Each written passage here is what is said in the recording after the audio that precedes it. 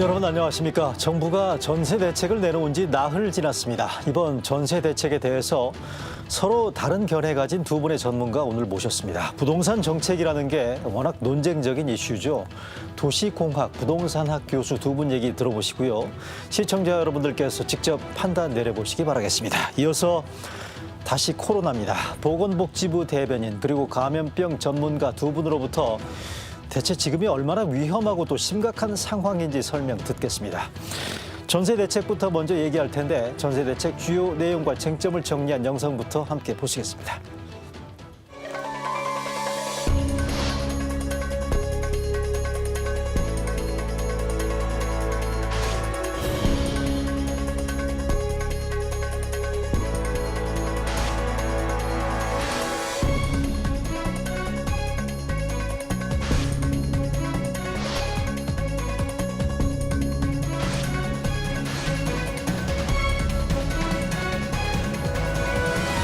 보도 못한 호텔 찬스로 폭설무민하는 것을 보고 실소를 금치 않을 수가 없습니다.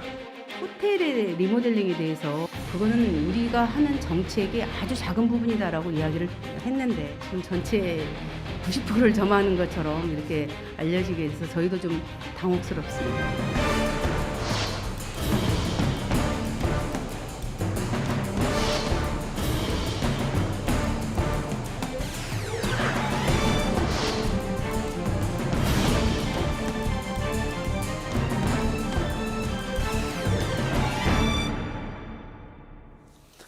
네, 의료진단 라이브 정부의 이번 전세 대책에 대해서 얘기 나눠주실 두 분의 전문가 소개해드리겠습니다. 먼저 한양대학교 도시공학과의 이창무 교수 나오셨습니다. 안녕하세요. 안녕하세요. 네, 이어서 세종대학교 공공정책대학원 부동산학과의 임재만 교수 함께하십니다. 안녕하세요. 네, 안녕하십니까. 네. 본격 대담에 앞서서 참고로 이번 전세 대책의 주무 부처인 국토교통부에도 이 자리에 오늘 참석을 요청했는데요. 국토부에서는 내부 사정을 이유로 나오지 않겠다는 입장을 전해왔다는 점 먼저 말씀드리고요. 국토교통부 쪽 얘기를 좀 들었으면 오늘 좀 더 국민들한테 좀 친절하게 이번 대책에 대해서 이해의 폭을 넓힐 수 있었겠다 싶었는데 좀 아쉽습니다. 대담 들어가겠습니다. 먼저 정부의 전세 대책 발표 나흘 됐습니다. 먼저 이번 전세 시장 상황 현재 어떻게 보고 계시는지 먼저 이창무 교수님.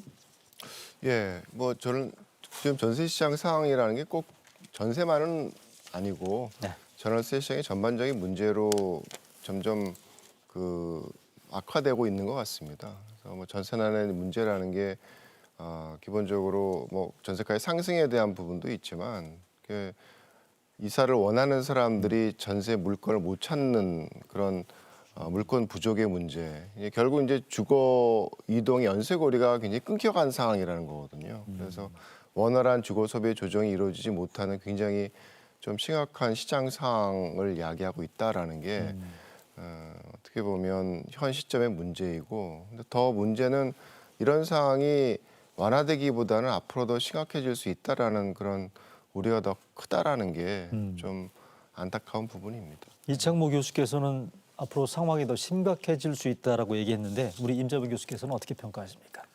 예, 기본적으로 그러니까 주거 이동의 동학이 좀 바뀐 건 사실입니다. 네. 말하자면 이제 2년 만에 이사를 가야 될 것이다라고 생각하고 살던 분들이 이제 한 번 더 계약갱신을 통해서 4년까지 살 수 있기로 했기 때문에 네네. 2년을 살던 분, 4년을 살던 분들이 지금 막 혼재돼 있는 거죠.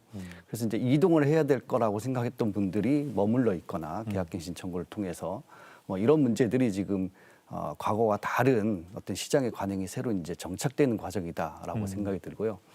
다만 이제 신규 임대료 규제를 하지 않다 보니까 시장에서 이제 사실상 이중 가격이 형성돼 있거든요. 그러니까 갱신을 청구해서 계속 머무는 분들은 비교적 낮은 가격에 신규 계약을 하시는 분들은 상대적으로 높은 가격에 계약을 할 수밖에 없어서 이 부분이 장차 이제 이 시장 전세 시장에 있어서 가격의 큰 격차를 계속 유지할 수밖에 없는 이런 문제들이 좀 장기적으로 좀 문제가 될 수 있다. 그래서 이 부분에 대한 해결 방안을 좀 제시할 필요가 있지 않나 생각을 합니다. 두 분 말씀은 공통된 점이 여튼 이 부분들이 단기간에 해소는 쉽지 않을 거다라는 그런 설명이신 그렇죠. 것 같아요. 그러니까 지금 뭐 말씀하셨듯이 어떻게 보면 지금 발생하는 문제는 굉장히 단편적인 그런 그 문제라기보다는 네. 굉장히 원초적인 그런 정부의 부동산 정책에 대한 시각의 문제예요. 네. 그러니까 이 주거 안정이라는 그런 목표를 굉장히 정적으로 보는 거죠. 그냥 너가 이 집에 살아,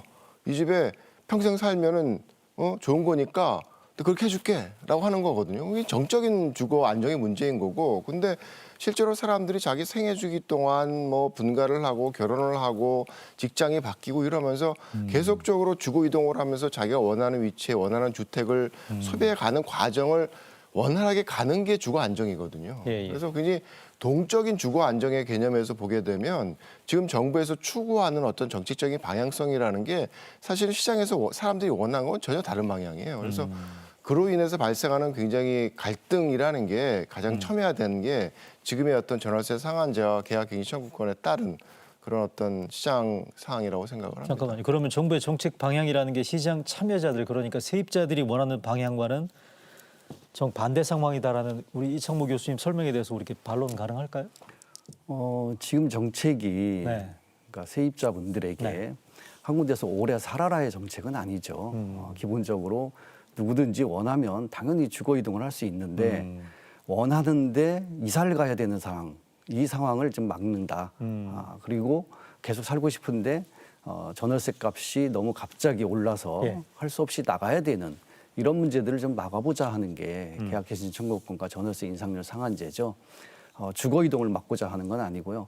누구든지 원하면 계약 기간 중에도 이사를 할 수 있기 때문에 그건 문제가 아닌데, 다만 이제 문제는 이렇게 이제 자주 이동을 하던 그런 흐름에서 일부 이동을 하지 않는 분들이 생기면 시장에 이제 매물이 감소할 수밖에 없는 그런 현상이 나타나는 거고, 그것이 이제 지금까지와 달리 자주 이동할 것이냐 아니면 가능하면 이동하지 않고 살 것이냐, 이런 어떤 시대적 변화에 따라서, 그러니까 제도 환경의 변화에 따라서 일시적으로 나타날 수 있는 마찰적 어떤 그 상황이 좀 더 이렇게 4년밖에 안 되고, 그다음에 이제 아까 말씀드린 것처럼 이중 가격의 형성 문제가 주거 이동을 좀 저해하는 요소로 작용할 수 있다. 이 점이 이제 문제점이라고 볼 수 있습니다. 알겠습니다. 그러면 이번에 발표된 그 최근에 그러니까 이것도 굉장히 어떻게 보면 좀 그 아파트보다 다세대 주택이 살만하다라는 그런 인식을 국민한테 이렇게 심고자 하는 어떻게 보면 개몽적인 시각이에요. 그 말씀이 아까 진선미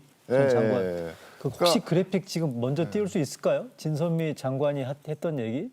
우리 이창모 교수께서 말씀하시는 게 진선미 더불어민주당 미래 주거 복지 추진 단장이죠. 추진단, 예. 아파트에 대한 환상을 버리면 임대주택으로도 주거의 질을 마련할 수 있다는 확신이 생겼다. 임대주택에 대한 왜곡된 편견을 갖고 있다는 우리가 그런 생각을 갖고 있다. 라는 얘기를 지금 이창모 교수께서 그렇죠. 그러니까 말씀하신 저런 거죠. 식의 이제 네.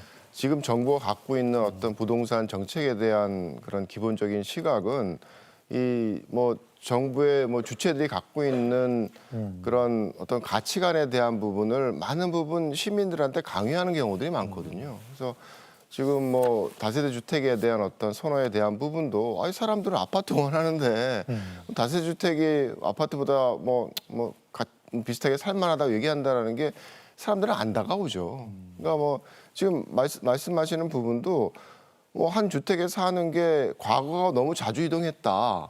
그러니까 좀 주거 이동 덜하고 살아라라는 어떤 어떻게 보면 또 개몽적인 어떤 방향성을 제시를 하는 거거든요. 근데 그와 관련돼서 최근에 그저께인가요? 그 한 세미나에서 이 젊은 그 부동산학 교수가 발표한 부분이 있는데 주거 실태 조사를 가지고서 예. 조사를 했더니 주거 이동을 하는데 정말 비자발적으로 이주를 한 사람은 전체의 한 10%.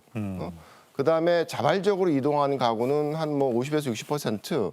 나머지는 뭐 중간적인 거죠. 뭐 가격이 오르니까 그다음에 나도 또 이사를 뭐 직장 근처로 가야 되니까 이런 중복적인 성격에 의해서 이제 이사 가는 사람이 나머지 한 40% 된다라는 네네네. 거예요. 그래서 이 주거 이동이라는 게 사실은 이게 타의적인 이동이라기보다는 자발적인 이동이 많다라는 거고 이제 그 부분에 있어서 어느 정도를 과연 한 집에 지속적으로 머물게 하는 게 좋으냐에 대한 건 뭐 정부가 함부로 선택할 건 아니라는 거죠. 근데 문제는 뭐냐면 지금 생기는 문제는 그게 원활하게 자기가 가고 싶은 시점에 이사를 갈 수 있는 사람도 계약갱신 청구권과 전세 난을 통해서 내가 이사를 가더라도 전세집을 못 구하기 때문에 완전히 패닉 홀딩을 하고 있다라는 거예요. 네네네. 그럼 어떻게 보면 홍골일 수도 있는데 패닉 스테잉을 하는 거죠. 아, 나 두려워서 이제 옮기면 못 가.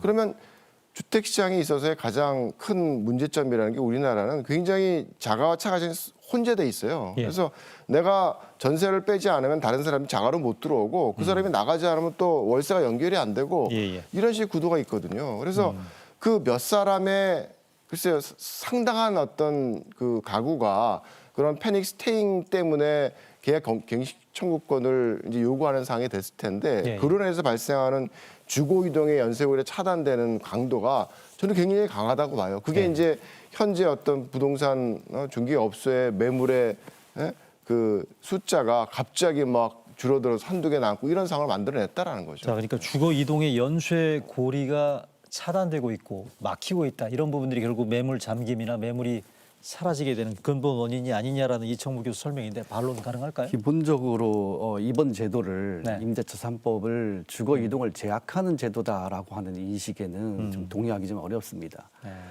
말하자면 이 제도가 사람들을 주거 이동을 억제하거나 뭐 제약하거나 또는 한 군데 오래 살아라거나 이런 가치관을 강요하는 건 아니고요.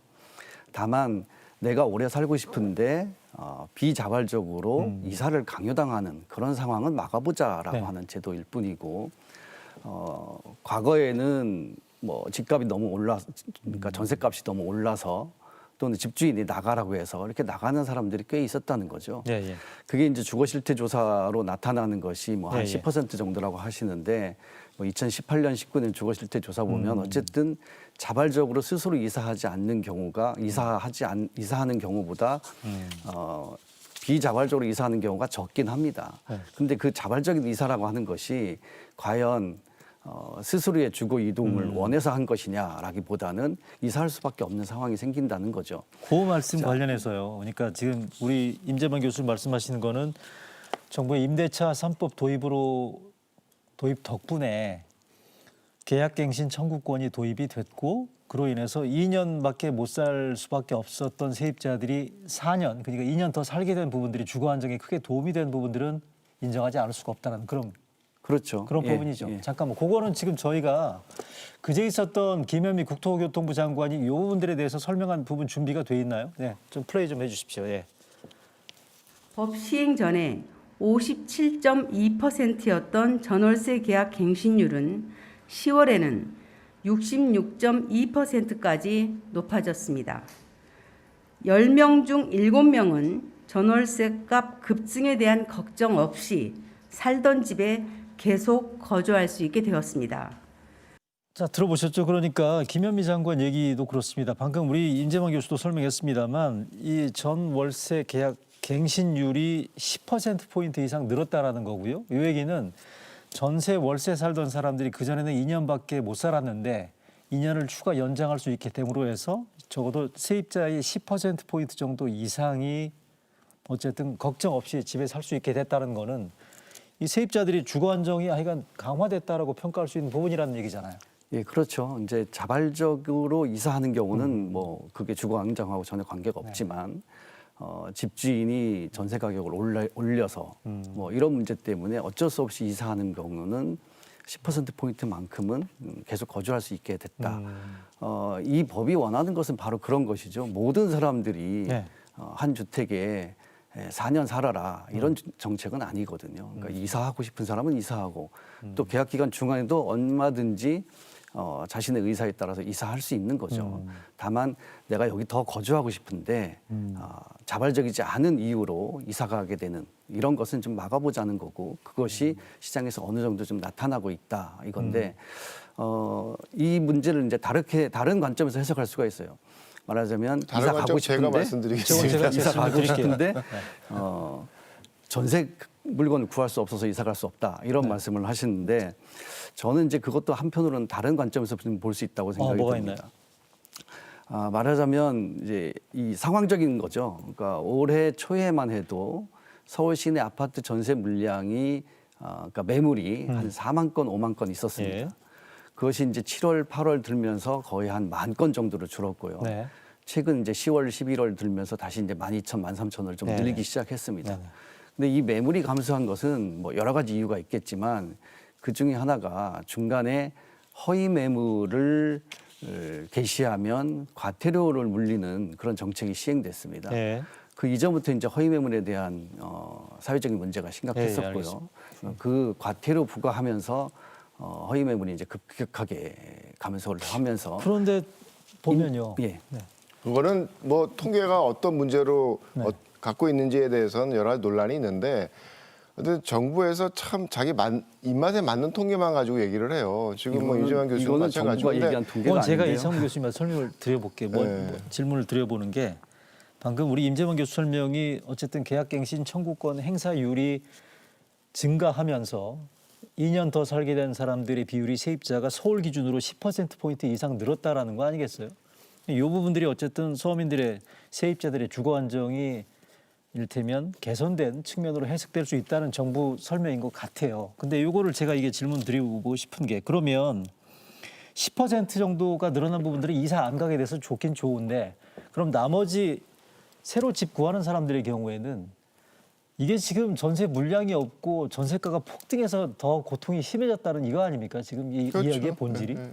지금 그러니까 교수님, 계약갱신 청구권의 청구 비율이 높아졌다는 얘기는 어떻게 보면 동전의 양면이에요. 네. 그러니까 시장에서 원활하게 정말 뭐 타의적으로 이주를 해야겠던 했던 사람들이 뭐 안정적으로 머무르는 건 어떻게 하겠어요. 근데 문제는 앞에서 말씀드렸던 것처럼 제도의 그 원하는 방향으로 항상 작동하지 않으니까 시장의 어떤 결과라는 게 그게 지금 이번 정권에 있어서의 부동산 정책의 가장 큰 문제점이거든요. 원하지 않았던 부작용이 발생한다는 거거든요. 근데 이 계약갱신 청구권과 전월세 상한제가 합쳐지니까 문제는 아니 계약갱신 청구권으로 머무르지 않아드는 사람도 머무르니까 연결되는 연결고리가 다 끊기는 거예요. 그래서 이 뭐 매물이 뭐 그게 허위 매물이 아니냐의 문제가 아니라 그걸 시장에서 사람들이 느껴요. 그러니까 저도 제 아들내미가 그 수원에 있는 학교 근처에서 전셋집을 옮겨야 되는데 조금은 뭐 원룸 같은 데로 없어요. 매물이. 그거는 뭐 통계 가지고 얘기할 수 있는 게 아니라 그냥 시장에서 사람들이 느끼는 현상이에요. 그거를 뭐 허위 매물이라서 뭐 이게 문제고 이런 식으로 답할 건 아닌 것 같고 어쨌든 지금 그 장관님이 제시한 사실 통계도 사실 정확한 게 아니죠. 지금은 그 신고되는 어떤 전월세 거래에 대한 부분이 100%를 못 잡고 있거든요. 그래서 지금 얼마나 계약갱신 청구권에 따른 어떤 네. 그 자기 집에 머무르는 그 비율이 높아졌는지에 대해서는 확실하진 않죠. 그래서 원하는 거는 지금 상황에서 발생하는 원하지 않았던 그런 주거 이동의 연소리가 끊기는 동결 현상이 동맥경화가 발생하고 있다라는 그러면 겁니다. 계약갱신 청구권이랄지 전월세 상한제를 다시 손 봐야 된다. 저는 다른 대안이 그렇게 네. 마땅치 않다고 봐요. 그러니까 이게 결국은 총량의 문제가 아니고 지금처럼 뭐 이 어떻게 보면 기존의 주택 재고 시장이 있었는데 연간 한 20에서 30%가 이사를 가거든요. 네. 그러면 재고 전체 주택 물량의 중에서도 30%는 늘 돈다는 얘기죠. 그렇죠. 그러니까 연간 한 20, 30%가 나와야지 원활하게 돌아가는 주택 시장이었었는데 그게 계약갱신 청구 때문에 그 연쇄 거래가 끊긴다 그러면 그거는 총량으로 해결이 안 되는 거죠. 그 정도의 물량을 뭐 공공임대주택 뭐 몇만으로 채울 수 있는 부분이 아니기 때문에 예. 결국 시장에서의 어떤 유동성에 대한 부분을 원활하게 돌려줘야지 해결되는 시장의 문제라서 물량의 유동성이죠. 그럼. 그렇죠. 그러니까 동적인 그런 연결고리들 특히나 우리는 그게 강합니다. 딴 나라처럼 뭐 임대주택 시장이 따로 있어가지고 한 사람이 나가고 공실이 있는 다음에 들어가는 게 아니라 내가 전세주택이 있으면 내가 나갈 때 다음 임차인이 연결돼야지 그 거래 성사가 돼요. 그만큼 굉장히 타이트한 그런 주거 이동의 연쇄고를 갖고 있기 때문에 훨씬 더 심하게 발생할 수가 있는 거죠. 그러니까 계약갱신 근데 이제- 청구권, 그다음에 예. 전월세 상한제 같은 걸 손 봐야 된다라는 거에 대해서 반론? 이제 기본적으로 이제 시장에 대한 그 모니터링을 좀 잘 할 필요가 있습니다. 네네. 그러니까 이번에 임대차 3법이라고 했지만 네. 전월세 신고자가 들어오지 않았기 때문에 지금 갖고 있는 통계는 사실상 시장의 호가 내지는 확정일자 받은 통계밖에 없다는 거죠. 그러니까 네. 시장에 대해서 이제 충분히 모니터링이 되고 있지 않다라고 하는 점은 이제 그거는 뭐 의견이 다 같으시네요. 인정하는 네. 부분인데 문제는 이제 이 주거 이동의 어떤 동학을 자꾸 말씀하시는데 자 총량은 사실상 집은 변하지 않았어요. 그런데 우리 임대인들이 전세를 놓다가 월세로 전환하거나 또는 자기가 거주한다고 해서 들어가거나 이런 이제 변화가 흐름이 원래 있는 거죠. 네, 네. 자 이런 흐름 속에 이제 총량이 변하지 않았는데 갑자기 매물이 줄어든다는 게 무슨 의미일까? 이거는 기존에 이사를 갈 때 항상 내가 찾으려고 하는 물건이 있었다. 이런 이제 관점이거든요. 네네. 그런데 이제 올해 2018년과 2019년 그다음에 2020년을 비교하면 올해 5월부터 7월까지 이 서울시 아파트 확정일자 받은 통계만 보면 약 3달 사이에 2만 건, 2만 3천 건 정도가 평균적이었는데 네네. 올 5월, 7월부터 3만 8천 건으로 늘었어요. 왜 그러죠? 그동안에 이제 그 갭 투자를 해서 네네네. 전세를 놓으려고 하던 공급이 늘어났고 그 이후에 이제 실제 전세를 놓으니까 전세 물량이 이제 늘어나서 많이 들어간 거죠. 네, 예. 근데 이때 이제 이미 작년보다 올해 크게 전세값이 올라 있었습니다. 그러니까 상반기에 전세 가격이 많이 올라 있었는데 그것은 특별히 뉴스가 되지 않고 주택임대차보호법 개정 이후에 8, 9, 10월 달에 전세 가격이 오르니까 그것이 마치 주택임대차보호법 때문에 오른 것처럼 사실은 올해 상반기에 이미 올랐고 아, 그런가요? 예, 올해 지금 현재까지 통계만 보면 평균 가격이 5월, 6월, 7월 달에 4억 9천 정도 합니다. 그런데 8, 9, 10월 달에는 4억 5천 정도 해요. 그렇지만 이제 2년 전에 이미 계약해서 이번에 이사하려고 하는 사람들 네, 예. 네. 또는 이제 신규 계약하려고 하는 사람들은 네. 작년에 비해서 너무 많이 올랐다. 네. 뭐 이런 이제 그 인식을 할 수밖에 없거든요. 자, 그것이 그럼- 이제 지금 현재 굉장히 많이 오른 것처럼 보이고요. 그 얘기를 많이들 네, 하시는데 교수님. 제가 지금 편차가 굉장히 심합니다. 전세 지수를 앞에다 놓고서 보고 있는데 서울의 경우에는 계속 올랐어요. 계속 오르고 네. 9.13 대책 이후에 잠깐 주춤하다가 계속 상승세죠. 그러니까 이 전세가의 상승세는 서울 같은 경우는 계속 공급 부족의 문제가 심화되는 그런 상황이었기 때문에 네네. 이제 발생했던 현상인 거고 재밌는 게 경기도 같은 경우에는 문재인 정부 들어서고 나서 하락세를 유지를 하고 있었어요. 네. 초에서 중반까지.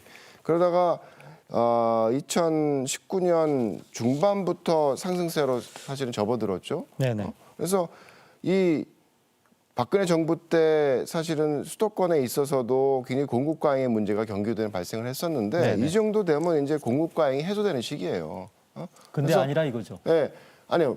결국 수급의 문제에 의해서 발생하는 이슈인 거고 뭐 많은 부분들이 이자율 때문에 얘기한다 그러는데 아니 이자율은 계속 내려왔죠.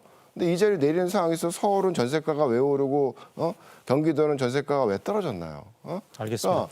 그거는 지금 상황은 많은 부분 장기적으로 봤을 때 수급 상황에 따른 전세가의 상승 부분이 지속적으로 와 있던 거고 최근 임대차 그 입법의 그 시행에 따른 효과는 예, 예. 전세가 상승 이외에 굉장히 물건의 감소에 대한 부분을 심각하게 만들어냈다는 거예요. 알겠습니다. 그거는 전세가 상승의 문제는 또 다른 이슈인 거죠. 예. 자, 우리가 지금 정부가 이번에 나흘 전에 발표한 정부의 전세 대책을 가지고 지금 얘기를 나눠보고 있는데요.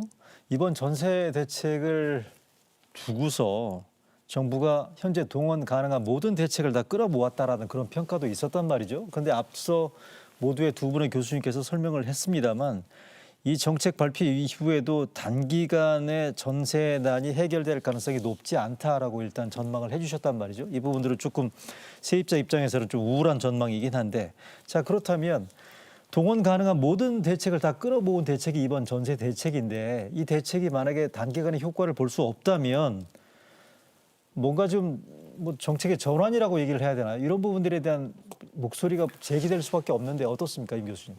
문제의 핵심은 이제 서울시 아파트 전세인 것 같습니다.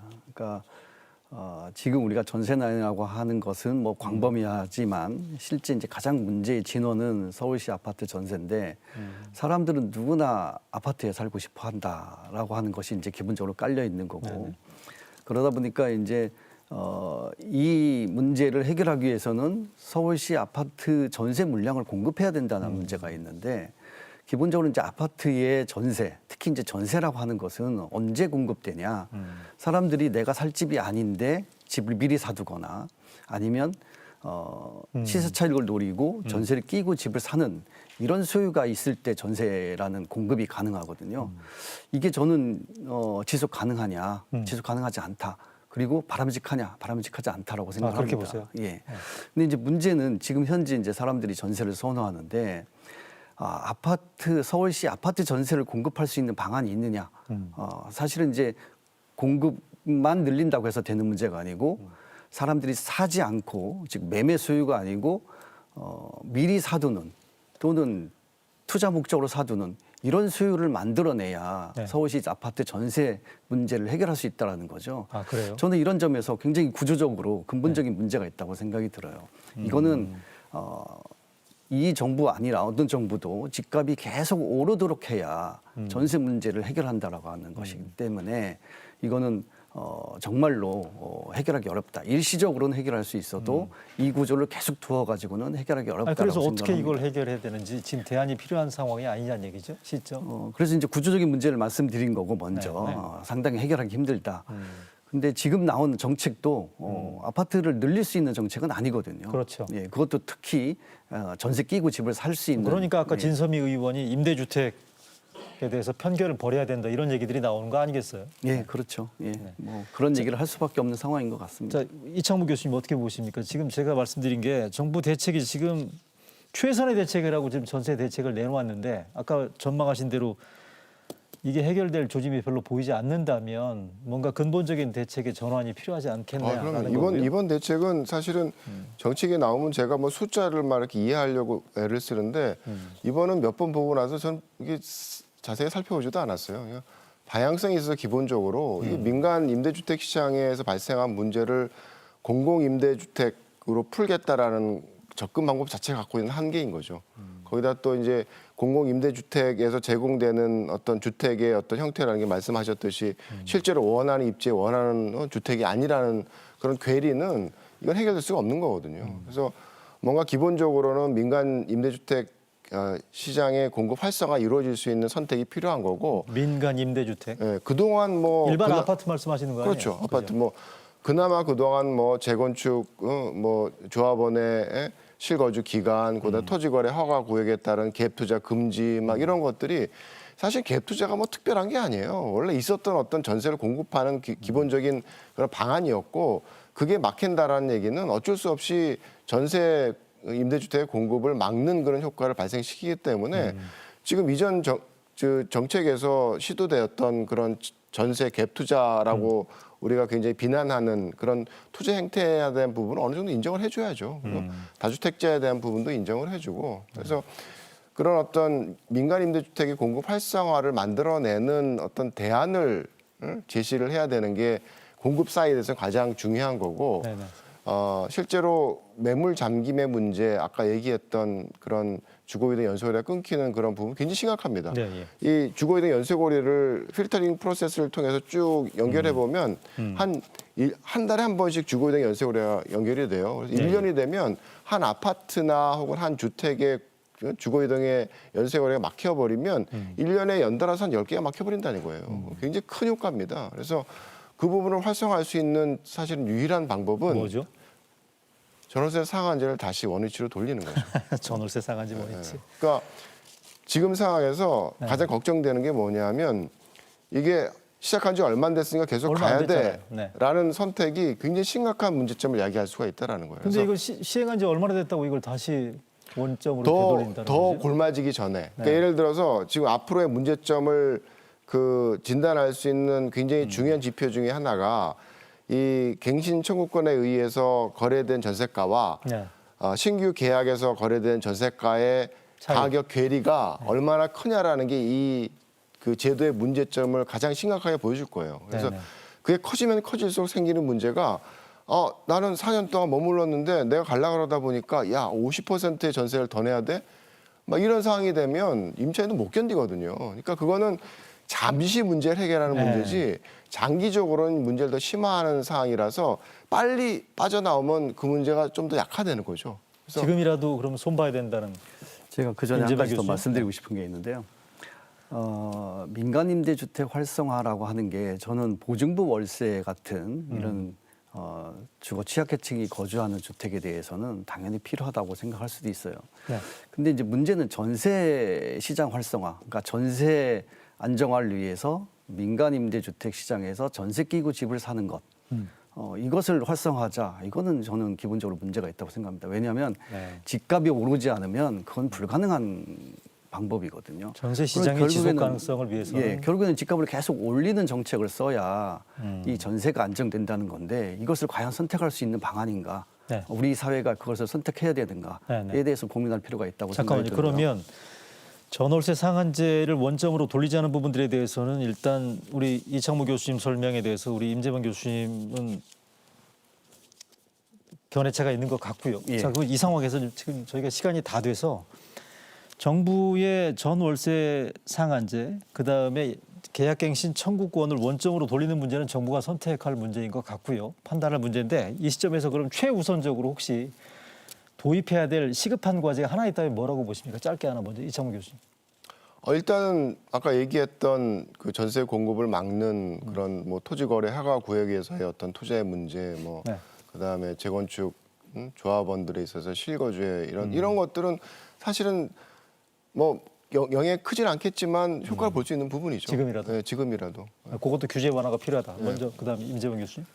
저는 이제 갱신 계약 가격과 네. 신규 계약 가격과의 격차를 해소하는 방법은 신규 임대료에 대한 적정한 규제가 좀 필요하다고 생각이 들고요. 심각한 문제입니다. 그건 정말 계약갱신 청구권의 행사가 사실상 그 여러 가지 조항에 의해서 무력화되고 있는데 네네. 특히 이제 집주인이 거주한다고 하는 말만 듣고도 네. 임차인들은 나가야 되나 하는 생각을 하거든요. 네. 이 문제에 대해서 좀 더 계약갱신 청구권을 실질적으로 보장할 수 있도록 그거는 굉장히 개정할 심각한 필요가 선택이라서 있습니다. 자, 이 잠깐. 임대료 규제가 발전해오는 과정을 보게 되면 임대료 수준을 규제를 하다가 네. 상승률로 갔다 그것도 공급 축소의 문제를 야기를 시키니까 신규 그 계약에 대해서는 시장 가격으로 하고 그다음 인상률을 그러니까 하는 공급 축소 사실을 얘기는 넘어갔거든요. 자, 그래서 제가 설명드리면 미국처럼 이게 신규 기한 전세 없는 임대차 계약을 할 때 공급 축소가 문제가 생기지 저희는 지금도 4년마다 문제인데 한 번씩 초기 임대료까지 하면 요거는 제가 진짜 심각한 문제입니다. 참고로 안내 설명을 드리자면 정부 여당에서 신규 전세 계약에 대한 전 월세 상한제를 도입하는 문제는 지난번 임대차 3법 때 도입을 논의했다가 과도한 것 같아서 유보한 상태였었고요. 그런데 현재 전세난이 심각한 상황이다 보니까 정부 여당에서 이 부분들에 대해서 심도 있는 논의가 지금 진행되고 있다는 점을 말씀드리고 두 분 말씀을 여기서 일단 시간 관계상 줄이겠습니다. 말씀 잘 들었습니다. 예.